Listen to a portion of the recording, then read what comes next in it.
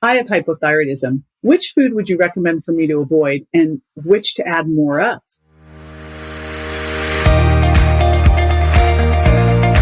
This is JJ Virgin, 4-time New York Times bestselling author, celebrity nutrition expert, and fitness Hall of Famer. I've been on a lifelong quest for answers to the toughest health questions. And now I'm sharing what I found with you. Welcome to Ask the Health Expert. Jeannie from Instagram asks, I have hypothyroidism. Which foods would you recommend for me to avoid and which should I add more of? All right, this is a first here on the Ask the Health Expert podcast. I've got the father of one of our guests who's been on a couple times. You all know and love Dr. Will Cole. Well, now I've got Dr. Bill Cole. His dad is on today to be answering questions for you. So Dr. Bill Cole is a functional medicine expert and a health coach, and he is the founder and creator of the Key Cellular Nutrition and Cellular Health Accelerator programs. And he there, by the way, with a team of more than 30 dedicated health experts, educate individuals on the steps needed to start improving their well-being. His specialty really is the 40 to 65-year-old women market. So I'm like, come on over to the show, Dr. Bill. Also, he has been a competitive bodybuilder, skilled hunter, avid golfer, but for the last 36 years, his biggest passion is natural health. And that's been his main focus. So I am super excited to have him with us today. Stay with us. We'll be right back to answer that question.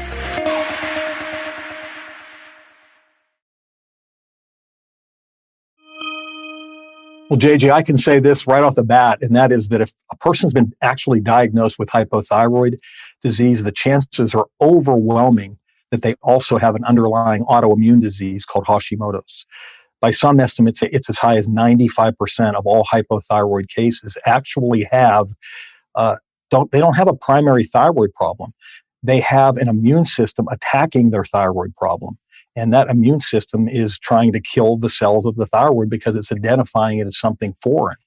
So that has to really be understood. And then when that is the case, being that it is the case, what we see to be most effective is to follow what's called an autoimmune protocol. It's shortened as AIP. People can Google that.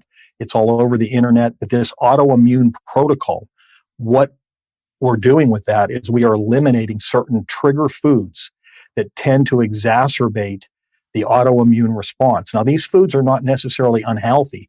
In somebody who's healthy, they're perfectly acceptable. They can even be part of a healthy diet. But in somebody who's not well, somebody who has this autoimmune situation, and by the way, everyone who has autoimmune, they also have what's called a leaky gut.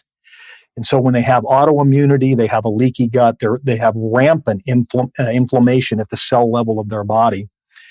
Anybody who has those issues, they're going to benefit from removing these trigger foods.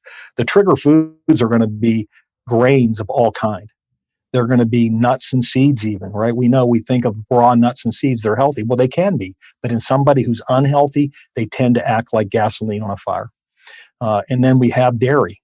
And then we have legumes. We have nightshade vegetables where they're potatoes and peppers, eggplant, tomatoes. They have to be eliminated for a period of time for maximum response. And then even down to eggs.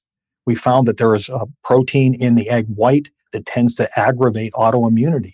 So I really want to make that point clear. It's not really the problem with the food as much as it is the problem with the person.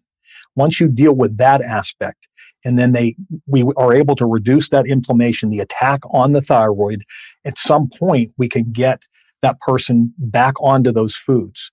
But it's really an incremental thing, and it has to be done individually.